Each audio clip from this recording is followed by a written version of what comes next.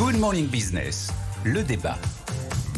Le télétravail, tout le monde va revenir dessus. Amazon, Ubisoft, les banques, on revient sur les accords qu'on avait négociés âprement après le Covid. Désormais, il faut revenir au bureau. Jean-Marc Daniel, c'est une bonne ou c'est une mauvaise idée ?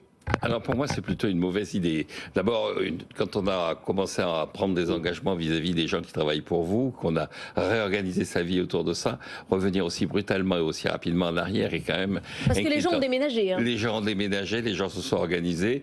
En 2019, il y avait 3% des entreprises qui avaient recours au télétravail et en mars 2024, il y en avait encore 25% qui avaient recours au télétravail. Donc il y a eu quand même un boom de ce télétravail et donc c'est une erreur vis-à-vis, à mon avis, des salariés, des gens qui travaillent dans les entreprises. D'ailleurs, on le voit, Ubisoft, c'est une grève au sujet du télétravail. Alors, indépendamment de ça, je pense que derrière le télétravail, l'explosion, entre guillemets, du télétravail, il y avait quand même une évolution de ce qu'est l'entreprise, puisqu'on est en période de prix Nobel. Je vais évoquer un autre prix Nobel, celui de 1991, qui était Ronald Coase, qui s'était posé cette question: pourquoi est-ce qu'on a créé des ateliers? Pourquoi est-ce qu'on a demandé aux gens de venir travailler ensemble, de se mettre ensemble pour travailler, pas de rester chez eux? Pourquoi est-ce qu'on leur a dit qu'on allait les payer non pas sur la base de ce qu'ils fournissaient comme bien, mais sur la base de leur temps de présence en un lieu identifié? C'est-à-dire que le salarié, par définition, il n'est pas payé sur la quantité de travail fourni, il est payé sur la quantité de temps consacré à ce travail. C'est pour ça qu'il pointe. Voilà, il pointe, et donc il y a cette idée que la quantité de travail est totalement mesurée par le temps de présence.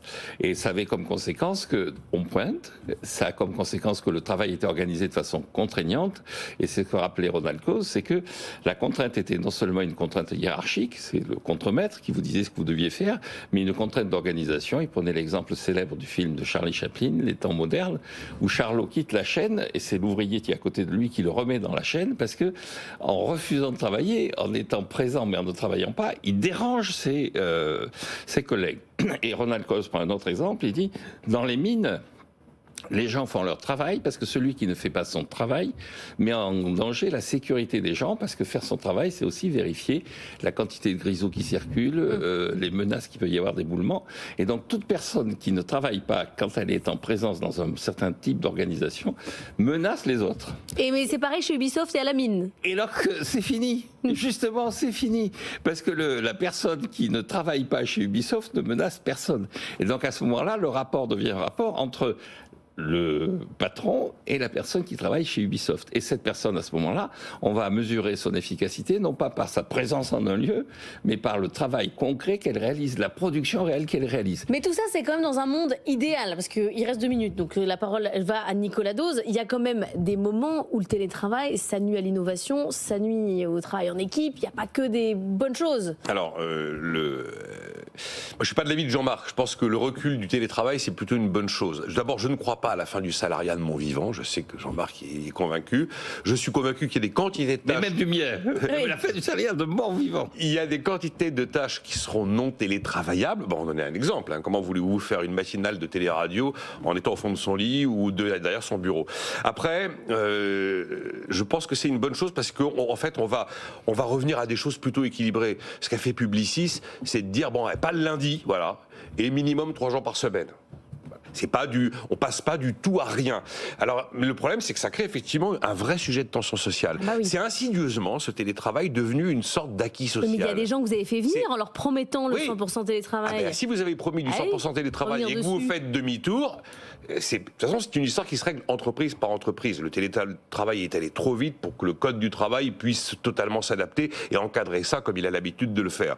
Donc vous avez un camp qui dit que c'est une régression sociale, puisque insidieusement, ça s'est installé comme un acquis social. Voilà, on l'a pas vu venir, et c'est devenu aujourd'hui le fameux critère équilibre vie pro, vie perso. Il caracole le premier critère de sélection qui est le salaire. Et en face, vous avez l'autre camp qui considère qu'effectivement on est allé trop loin. Alors ils utilisent des arguments polis. Oh, on a constaté une perte de créativité dans les équipes, on a un problème de cohésion entre les individus. C'est vrai que par moment, quand vous avez des collègues que vous ne connaissez même plus parce que vous ne les avez jamais vus, ça peut poser un problème. La réalité, c'est que le télétravail est arrivé de manière complètement désordonnée, une sorte de Far West, et qu'en fait, on veut faire la chasse aux glandeurs aussi.